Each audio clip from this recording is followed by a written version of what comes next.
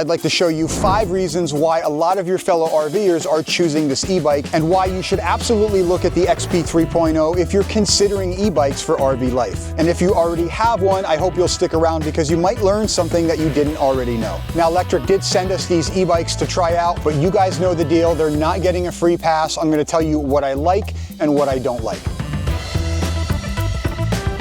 So let's start out with the obvious. The Lectric XP 3.0 is a folding bike, which basically means you can store it in areas you would otherwise not be able to fit a bike. These are pretty easy to fold up, but there's a step I want to show you that won't make the process any more difficult than it needs to be. Standing on the kickstand side with the kickstand down, fold the pedals, and the trick here is to move the pedal on the kickstand side so it's parallel with the frame towards the kickstand. This will just keep the pedals from digging into the ground when you finally get it folded. Next, unlock the frame, grab the bike, put the kickstand up, and with your knee, just give the frame a little tap. This is going to start folding the frame to where you can just walk it forward and rest the bike on the frame stand. And that's it. You can also fold the handlebars down if you want to save some vertical space, but that's not necessary to shorten the bike. Folding frames obviously give us more storage options, but it also gives you an additional loading option. A little hack a few people use is to drop the bike into a 50-gallon storage bin after it's folded. This makes moving the bike after it's folded a little easier,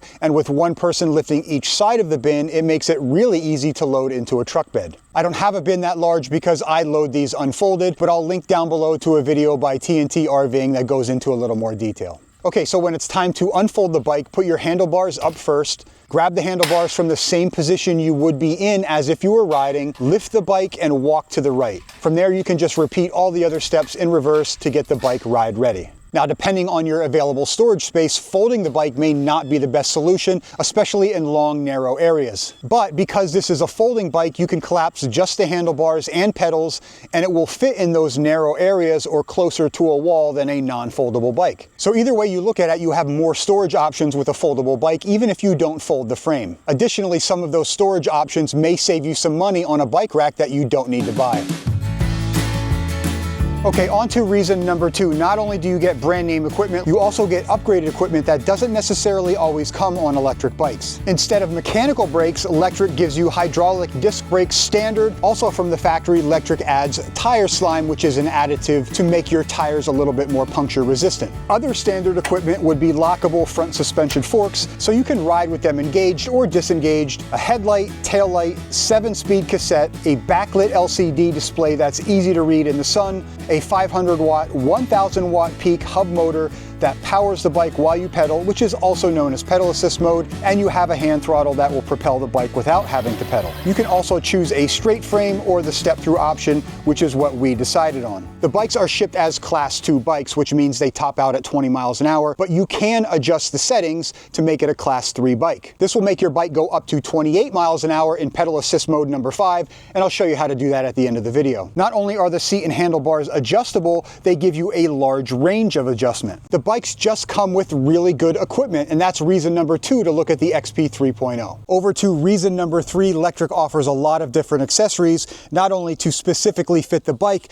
but the reason you got the bike in the first place. They offer cargo packages, upgraded suspension seats, back seats for a second rider, which is pretty cool, long-range batteries, phone mounts, locks, vehicle racks, and much more you can check out on their site. Some of these accessories even come standard depending on the model e-bike you get.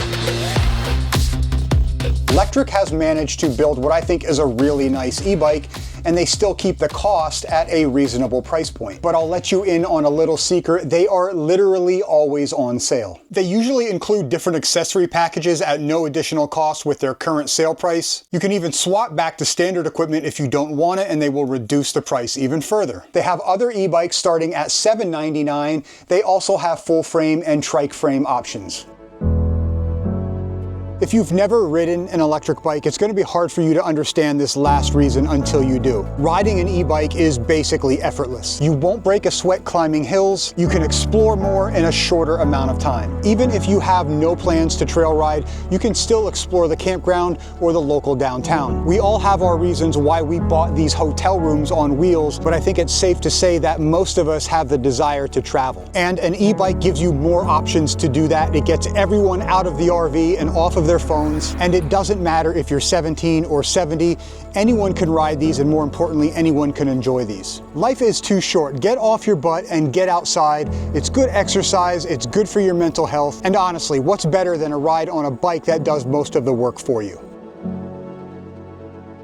Okay, a couple other things I think people appreciate about these bikes. It is shipped to you in the folded position, and it is fully assembled, which is not the case with all e-bikes. I've owned a couple e-bikes and they've all required more assembly. The only real assembly required is installing the handlebars, which literally takes about 10 seconds. If you decide to get the XP 3.0, watch their first ride video before you even take it out of the box. There's a lot of important stuff in that video you should see, and I'll link to that video down below so you can watch it later. Okay, what don't I like about these e-bikes? I don't necessarily have any complaints with the product itself. Lectric sells a lot of e-bikes, and I think their volume allows them to build a great bike at a great price, but there are some things worth noting. First, the bike does not lock in the folded position. You can add a bungee to keep it folded while you're picking it up if you want, but it can be a little awkward at first moving the bike in the folded position because it's not locked. I don't think Lectric needs to worry about this or try to build a mechanism that locks while the bike is folded. Besides, that's probably not going to work because it doesn't fold as tight with the cargo racks anyway. It's not a big deal, but it's worth mentioning because you might be laughing at yourself wondering what you're doing wrong until you get the hang of it. Another thing, the battery is located in the frame, and to remove the battery you have to unfold the bike and hold it off the ground to slide the battery out. This is also not a big deal. It's just a little awkward, and it takes a little more time to get the battery out than if it was mounted externally. The good thing for an internal frame mounted battery is that it's much more difficult to grow legs. The bike is 57 pounds, the battery is 7 pounds, so it's a fairly light e-bike. You probably won't even have to remove the battery to load it. You can also charge the battery without having to remove it. Both of these things really aren't complaints, but the point I want to make is it is a little bit awkward operating your first folding bike. Besides that, I really have no complaints with the bikes. I haven't had them long enough to put some wear on the mechanical and electrical components yet, but as we always do, I'll update you guys in a year or so on the longevity of the bikes. Okay, before I show you how to unlock Class 3, I'm going to put a link to Lectric's website down below in the video description. There's no discount code needed, and our links are always going to take you to their best current pricing. Okay, as I mentioned earlier, out of the box, these are Class 2 bikes, but it's a simple setting change to switch these over to a Class 3. To do this, with the display on, hold down the plus and minus buttons, and you'll see the screen switch to a menu mode. Continue hitting the power button until you get to the number 8 selection. On the bottom, you'll see the number 32. Just hit the plus button and that 32 will change to 100. Your e-bike is now programmed in Class 3. To back out, just hold the plus and minus buttons together until you see the screen reset back. Now the hand throttle is still only going to take you up to 20 miles an hour, but in pedal assist mode number 5, you can go up to 28 miles per hour. This is perfectly fine to do. Lectric will even tell you this is fine to do. They ship these as Class 2 programmed bikes because there's a lot of restrictions on where you can ride and ship Class 3 bikes. It's kind of this weird little loophole that I won't get into, but it's perfectly fine to use these bikes in Class 3 and it won't void your warranty. The only real downside to Class 3 is you're going to run through your battery a little bit quicker. Lectric will be running their Black Friday deals through the entire month of November. I'll put a link on the screen that will take you directly to their site. And as always, if you have any questions, feel free to leave them down in the comments section below.